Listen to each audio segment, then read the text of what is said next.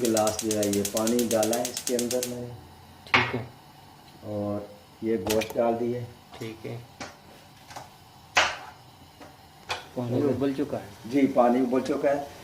उबलने के बाद ये प्याज डाला जाएगा इसके अंदर। ठीक है। ये प्याज डाल दिए, ये टमाटर हैं ये डाल दिए जी। और ये मसाले, कुटी मिर्च है, नमक है और मिर्च पाउडर है, थोड़ी सी हल्दी है। ठीक है। ये डाल देंगे जी। और ये लहसुन है और थोड़ी सी अदरक है जी, ये डाल देंगे। फिर इसको थोड़ा सा ला दें, इसको